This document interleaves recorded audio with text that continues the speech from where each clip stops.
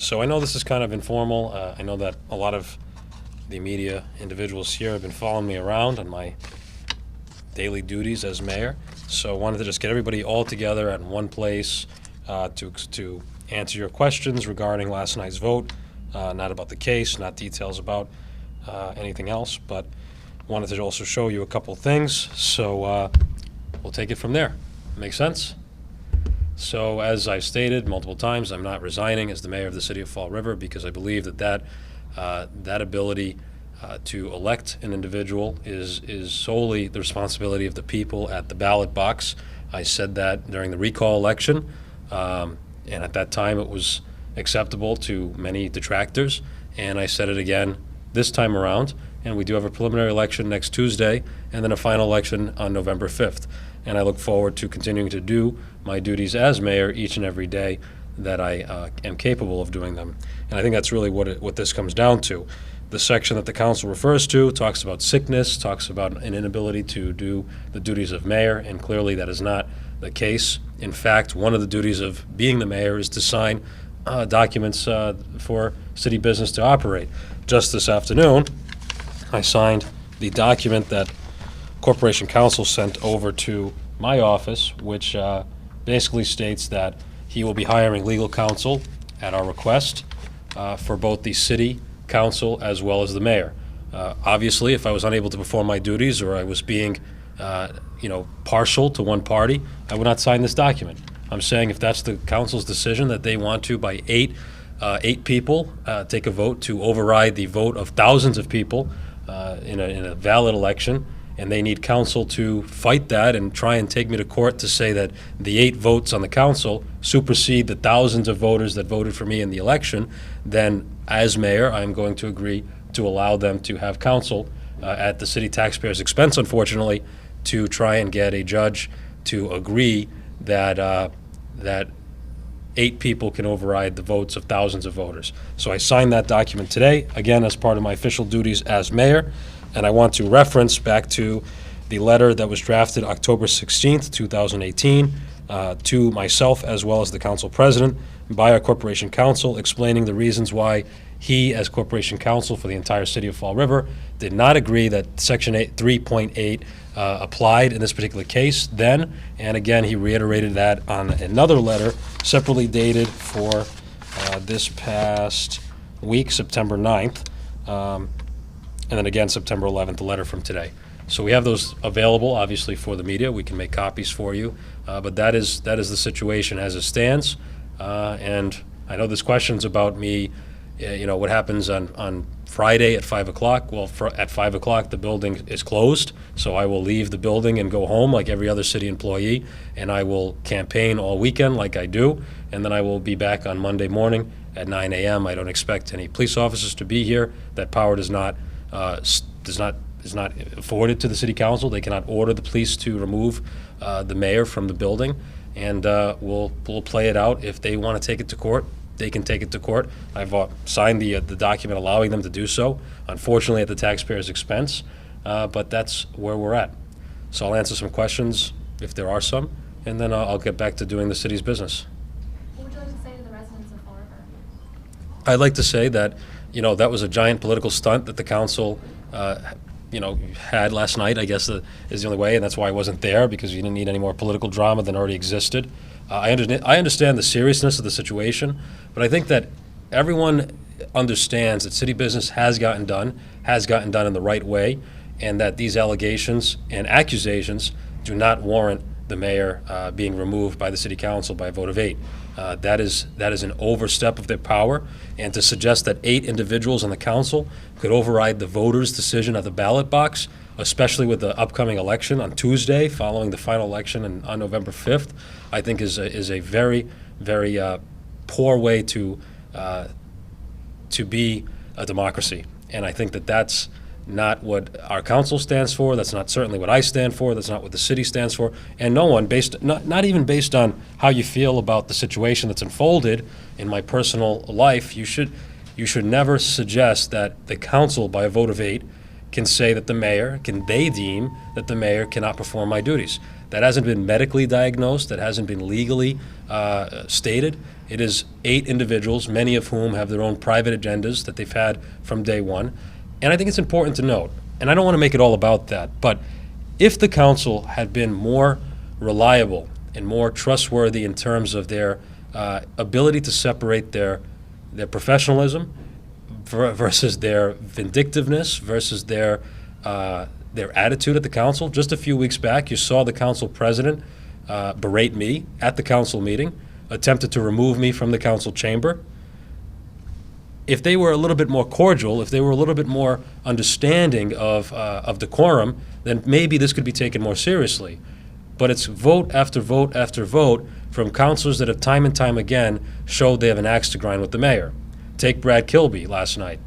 This is an individual that was hired under a previous administration that I actually beat in an election in 2016, and he was the city assessor, never had an assessor job in his life, but was appointed to the top position. It was my administration that then fired him, and he became a city councilor and has gone on this campaign of vindictiveness and trying to get back at me for firing him because he was unqualified for his position. Take City Councilor Sean Kadim. Under a cloud of investigations during his tenure as a city council, as a city administrator here in the city of Fall River, one of the individuals that put the city on a financial path that was to destruct the city, leaving us with $500,000 in stabilization, and as Sam Sutter put it, near receivership. Under his tenure, 22 windows were illegally installed on this floor, no permits pulled, no checks were made, no checks and balances, and that investigation had no conclusive information. Except that, fortunately for the city and the taxpayers, because the windows were free, although that, of course, was not the final deal, there was supposed to be a tax exchange at that time, allegedly, that deal was not something that would move forward with the Attorney General's office because the city did not make any payments. However, they were still installed, no warranty, no permits, no nothing under his tenure. So there's a lot of individuals in the council that have their own agenda. The city council president would assume the duties of acting mayor. I know he wants to say that he doesn't want the duties, he would have ran for mayor if that were the case, but let's be quite frank. Under these circumstances, there's a lot of people that are regretting not jumping into this race. That's the reality of the situation. So I think that you have to take a step back when you look at a city council that has a total history of 2 years of fighting the mayor on every little thing I've done. I attempted to get rid of purple bags, which I eventually succeeded in doing on my own. They said that was illegal because there's a city ordinance that they refused to eliminate. You have City Councilor Steve Long. He's the cousin of my opponent, Paul Coogan, on the city council. Didn't abstain from that vote, knowing that this vote would, of course, affect the race. So conflict of interest. You have people that have built a message of hatred, a message of vindictiveness, a message of wanting to see the city fail, when in reality, I can sit here and tell you the long list of accomplishments that this administration, with my leadership and my team, have accomplished. And I think that's what the people of Fall River know exists. They see it, they hear it, they feel it. They know they're saving money on their taxes and their fees because 2 fees were eliminated. They know that there's more police officers and firefighters on the streets. They know there's more teachers that aren't getting pink slips anymore. They know we're building a new Durfee High School. They know that we're fixing roads. They know that new businesses are coming to Fall River. They know that new housing options are here in the city, and they know a train is coming from Boston. It's unfortunate the situation that I'm in. It's unfortunate that the situation that has occurred has created a media storm, which was, of course, the intention of the U.S. Attorney's Office. However, that doesn't mean that I'm going to turn my back on the city, and I hope that they don't turn their back on me. Why do you feel like the U.S. Attorney wanted to create a media storm? I'm not going to speculate on that today. Well, you pointed out local political opponents. Why would the FBI target you for no reason? I mean, this is the FBI. It's not like a petty dispute in Fall River about who didn't get what appointment or who got fired. Brian, I don't understand the nature of your question. the I'm not here to FBI I'm not here, as I stated in the beginning, I'm not here to comment on the FBI or the U.S. Attorney's Office. You did talk about it on the radio this morning. We did discuss. Yeah, I'm here to answer the questions regarding Friday and what happens Friday at 5 o'clock.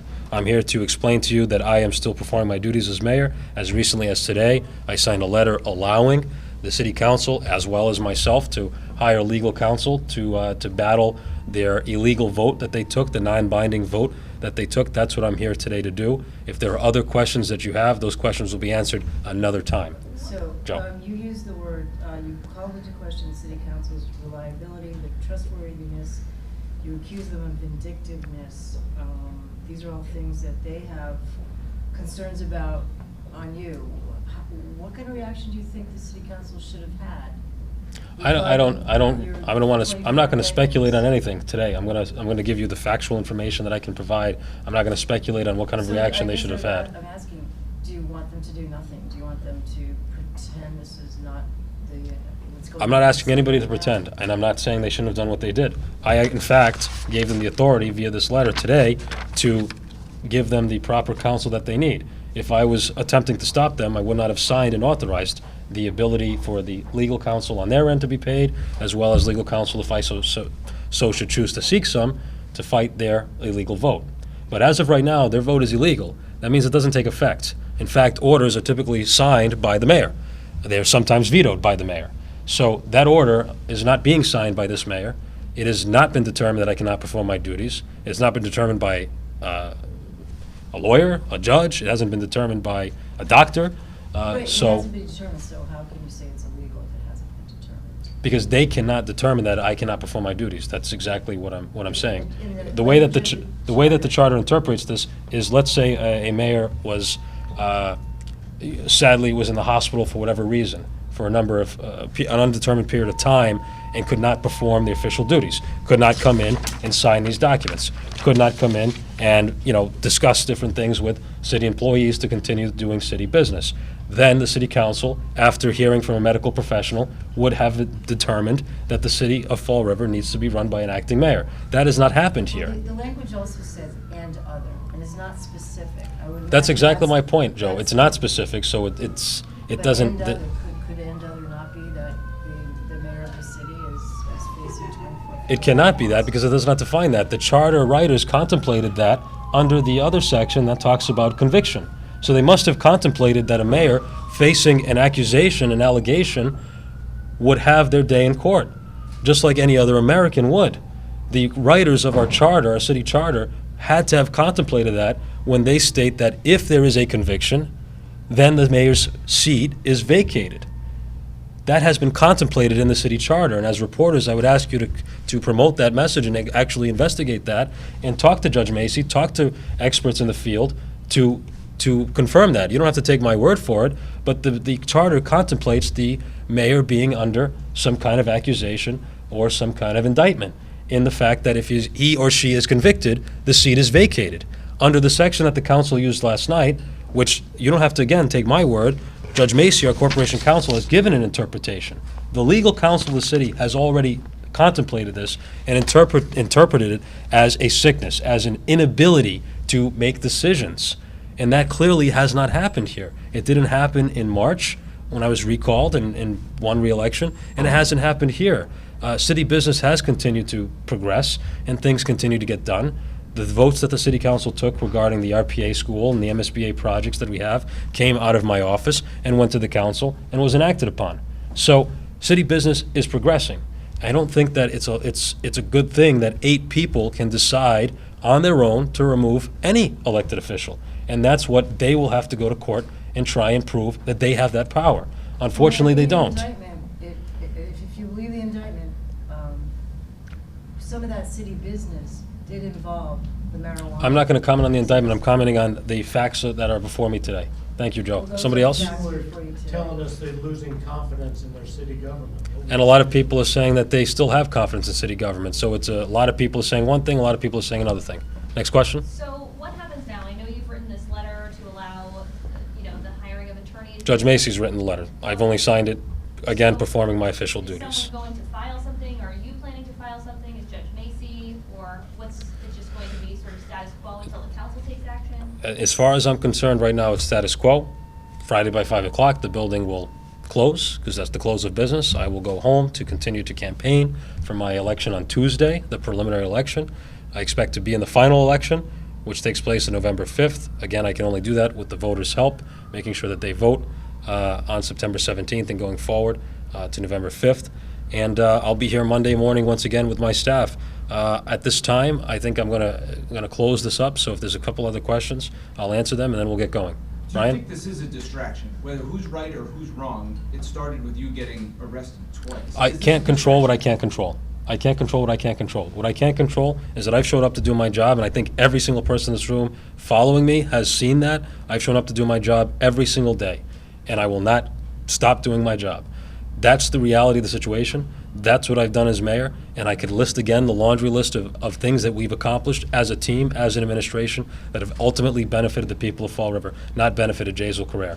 Allegations that are made have been brought against me. That doesn't mean that I have to cower or hide, because I'm not guilty of any of those things. I'm totally innocent, and I will be exonerated at the appropriate time in a court of law, which is the right that is afforded to every American. I don't disagree that if my challengers, my opponents, they want to say, let's leave it up to the people to decide, then let's do that. But you saw that already happen in March in a recall election, and I won. Well, 60% of the people wanted you out. 60% of the people that came out to vote on that day. That is half of the total that comes out in a regular election, because it was a special election. So again, you can twist things, but the facts will be shown. And again, the people speak at the voting box. Mayor, that